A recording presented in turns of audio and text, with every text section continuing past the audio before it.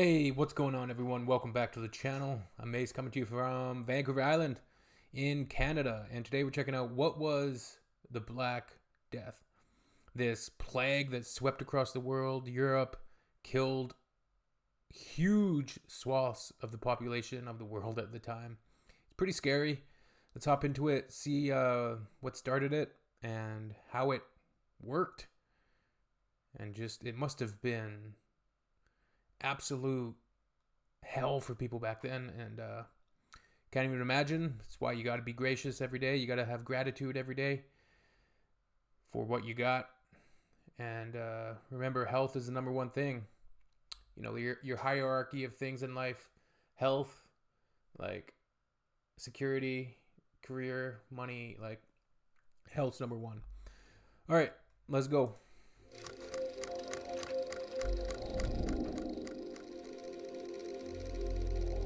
Turn back the clock. Let's go back in time. What is the Black Death?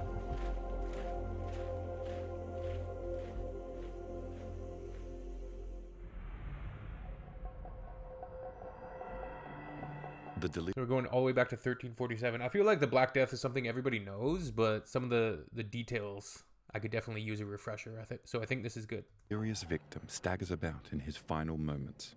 1347. So his speech is slurred, skin 14th purple-black, century. covered with swollen, pus-filled lumps as death calls him. Witnesses to this terrifying spectacle called it the Danse Macabre, or Dance of Death. Danse Macabre. In the 14th century, a terrible catastrophe fell upon Asia, Europe, the Middle East, and North Africa that would change the course of history. The Black Death. The Black Death, or bubonic plague, was an outbreak of disease that killed 1/3 of the European population in the period 1/3 of the population. Holy... Whoa. 1347 to 1350. Only lasted it had for 3 a years. similarly devastating impact in Asia, the Middle East, and North Africa. The disease played no favorites. Rich and poor, young and old, priest and peasant, all fell victim to this horrible and, at the time, unexplained sickness, which was spreading like wildfire. The populations of entire towns and villages were wiped out in a matter of days. The dead were buried in mass graves to cope with the rapid death toll. Only a thin covering of soil was placed over the dead bodies before another layer was buried on top. Pope Clement VI consecrated, made sacred, the Rhone River so corpses could be thrown straight into it. So, what is the Black Death? Where did it come from? While it's difficult to trace with any real certainty, the outbreak is believed to have originated in the Gobi Desert in Mongolia, early in the 14th century. Prior to this, the disease had existed for centuries in regions of Asia, with small outbreaks occurring from time to time. Any one of these could have been the source. So what happened this time that made it spread so far-reaching and so quickly? So obviously a devastating disease. He said entire towns could be wiped out in a matter of days. That's crazy. Symptoms. Once infected, the victim would first experience a high fever, aching limbs, and fatigue. Within days, the lymph nodes in the neck, armpits, and groin would start to swell and turn black. These black swellings are where the Black Death gets its name. Michael Placentius, first-hand witness to the horrors of the Black Death, wrote, "Here, not only the burn blisters appeared, but there have developed gland boils on the groin, the thighs, the arms, or on the neck.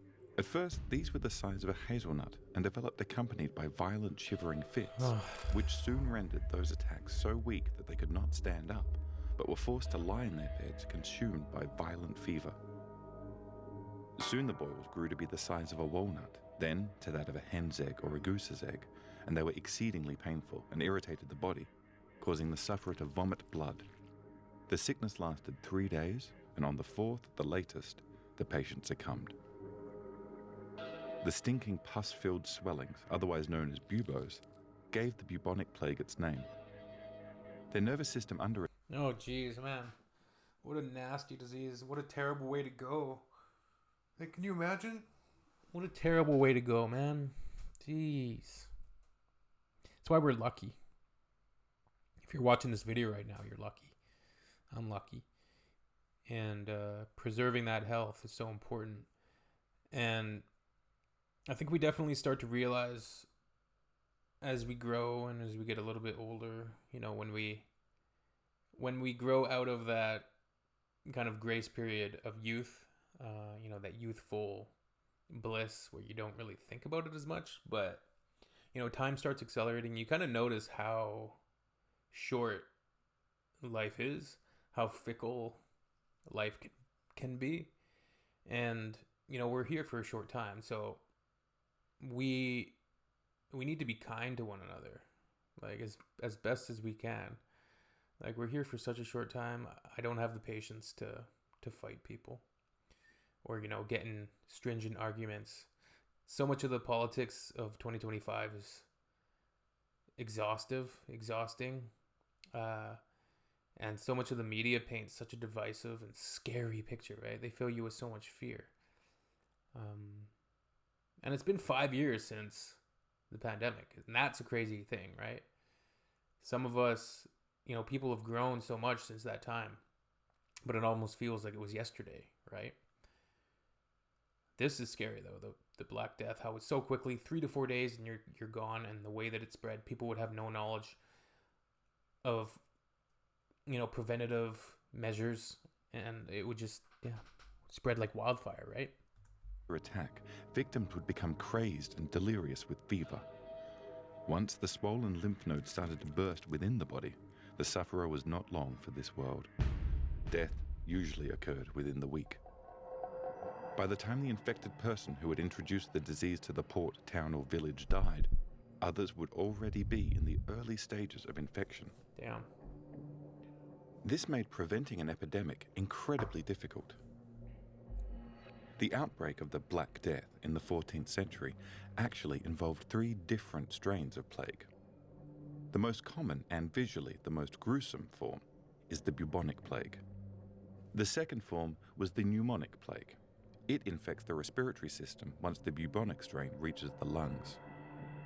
The third form, septicemic plague, infects the body's circulatory system, that is, the blood. The bubonic plague is actually the weakest of the 3 strains. During the worst outbreaks of the Black Death, pneumonic and septicemic plague had mortality rates of almost 100%. It's believed malnutrition played a major role in making the symptoms more dramatic. Many who died had endured years of famine, the result of severe storms and drought, making their weakened immune system vulnerable. So yeah, that wasn't a fun time to be alive. Plague, famine, poverty, just, death. Scary. That's why, like I said, we're lucky, man. Have gratitude. You know, show that gratitude for just to yourself. A couple words of gratitude. It can help, I think it can help alleviate negative thoughts, existentialist thoughts. Good stuff. All right. See you all in the next one. Once again, till next time.